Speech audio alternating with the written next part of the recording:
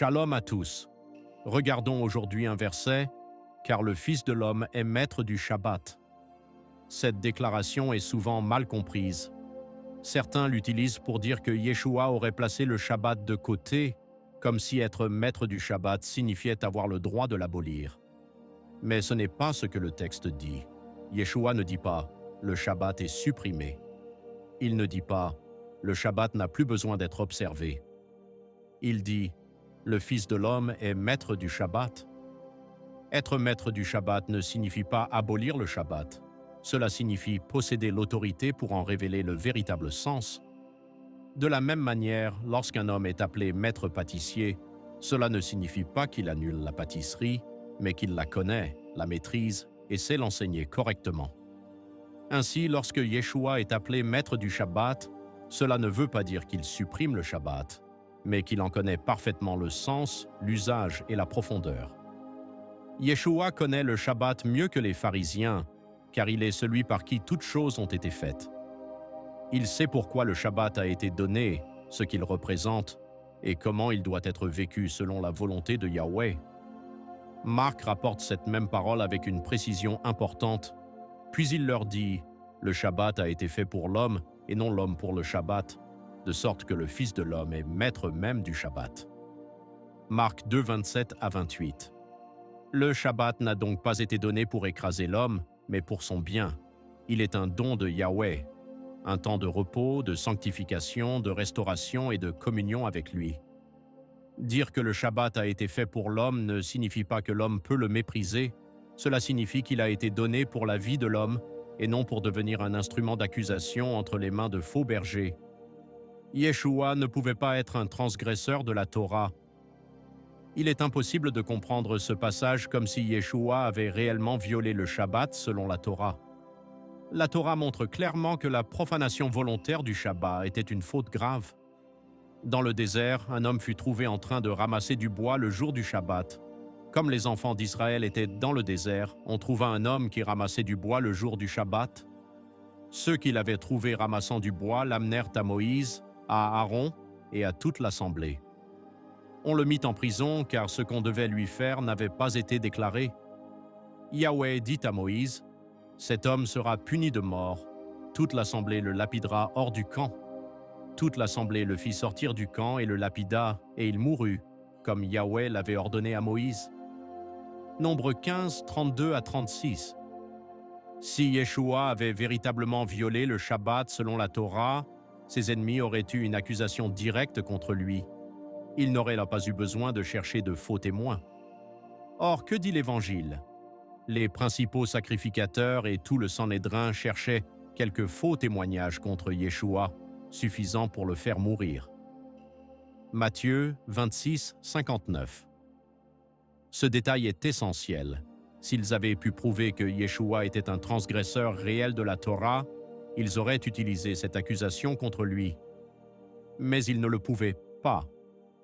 Ce que Yeshua a renversé, ce n'est pas le Shabbat de Yahweh, ce sont les traditions humaines, les jugements injustes et l'hypocrisie de ceux qui condamnaient des innocents. Même les disciples sont déclarés innocents. Le contexte immédiat le confirme. Juste avant de dire qu'il est maître du Shabbat, Yeshua déclare « Si vous saviez ce que signifie « Je prends plaisir à la miséricorde et non au sacrifice », vous n'auriez pas condamné des innocents. » Matthieu 12, 7. Il ne dit pas que les disciples sont coupables mais pardonnés. Il dit qu'ils sont innocents. C'est donc l'accusation des pharisiens qui est fausse. Yeshua est maître du Shabbat parce qu'il est aussi celui qui donne le vrai repos. Juste avant cet épisode, il avait déclaré « Venez à moi, vous tous qui êtes fatigués et chargés, et je vous donnerai du repos.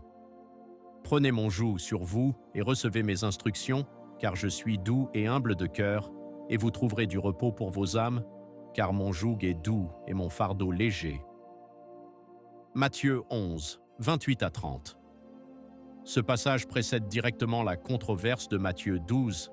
Ce n'est pas un hasard. Avant de se présenter comme maître du Shabbat, Yeshua appelle les fatigués, les chargés et les affligés à venir à lui pour recevoir le repos. Ce repos annoncé par Yeshua n'est pas une nouveauté qui viendrait remplacer le Shabbat. Les prophètes parlaient déjà d'un repos intérieur lié au retour vers les voies anciennes de Yahweh.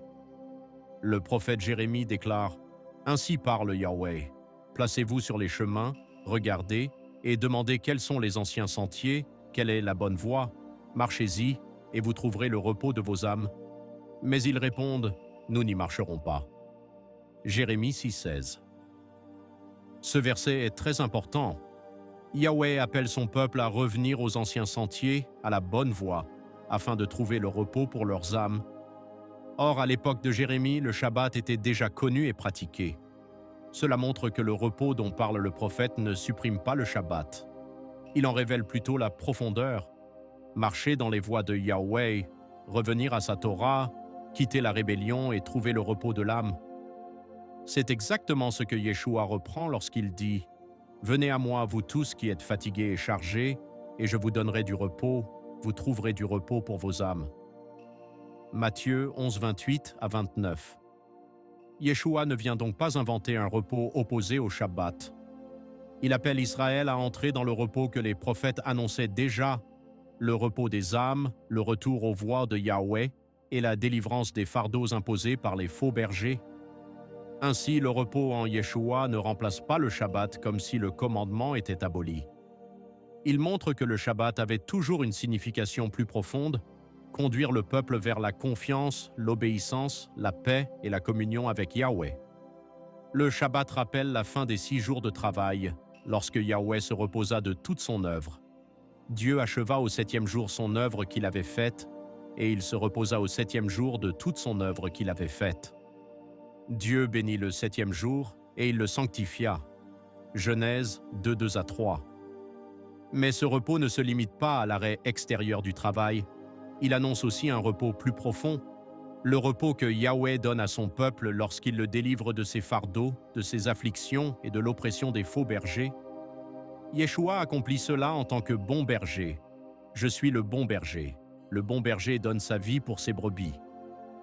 Jean 10, 11. Les faux bergers accusaient, écrasaient et dispersaient les brebis. Mais le bon berger les nourrit, les défend, les rassemble et les conduit dans le repos. Yahweh avait annoncé par le prophète Ézéchiel « Voici ce que dit le Seigneur, Yahweh, je m'occuperai moi-même de mes brebis, je veillerai sur elles. » Ézéchiel 34, 11. Et encore, « Je ferai paître mes brebis et je les ferai reposer, dit le Seigneur, Yahweh. » Ézéchiel 34, 15. C'est exactement ce que Yeshua manifeste.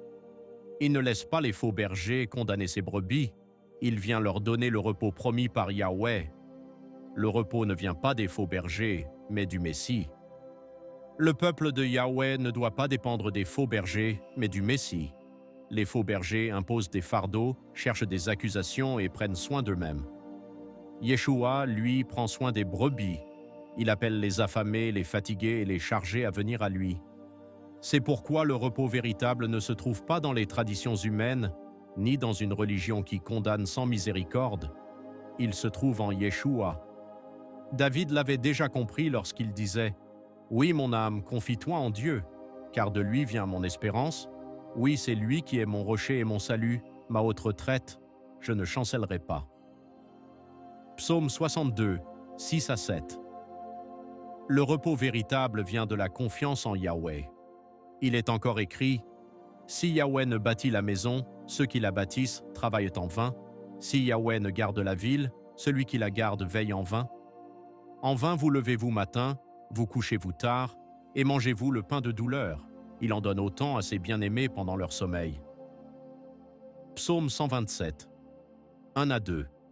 Sans Yahweh, l'homme travaille en vain, se lève en vain, veille en vain et mange le pain de douleur. Mais celui qui se confie en lui reçoit le repos, même au milieu de ses responsabilités. Yeshua ne supprime pas cette réalité, il l'accomplit. Il donne la paix que le monde et les faux bergers ne peuvent pas donner. « Je vous laisse la paix, je vous donne ma paix, je ne vous donne pas comme le monde donne, que votre cœur ne se trouble point et ne s'alarme point. » Jean 14, 27. Ainsi, le Shabbat n'est pas seulement un arrêt du travail. Il enseigne la dépendance envers Yahweh. Il rappelle que l'homme ne vit pas par ses propres forces, mais par la grâce, la paix et la fidélité de Dieu. Le Shabbat annonce aussi une réalité prophétique. Comme Yahweh travailla 6 jours et se reposa le septième, l'histoire du monde peut être comprise symboliquement comme une grande semaine. Les 6 jours représentent le temps du travail, de la fatigue, de la souffrance, des royaumes humains, des guerres et de l'oppression. Mais le septième jour annonce le repos du Seigneur lorsque le Messie régnera avec justice. L'Épître aux Hébreux parle de ce repos. Il y a donc un repos de Shabbat réservé au peuple de Dieu. Hébreux 4.9.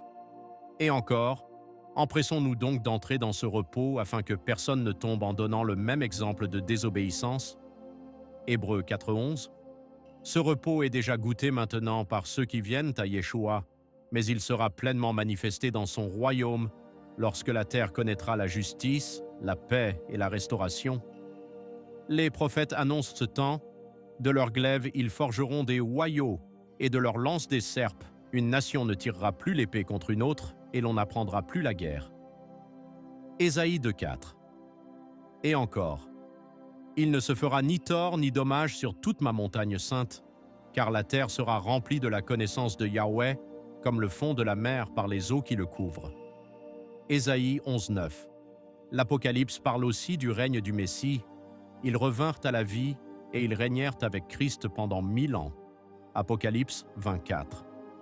Ce règne représente le repos prophétique du royaume, la fin de l'oppression, la fin des royaumes injustes, la restauration de la création et le règne du Messie sur la terre.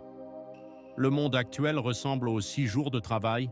L'homme peine, construit, combat, souffre et cherche la paix sans pouvoir l'établir durablement. Mais le septième jour annonce le repos du Seigneur. Yeshua est donc maître du Shabbat parce qu'il est le maître du repos présent et du repos à venir.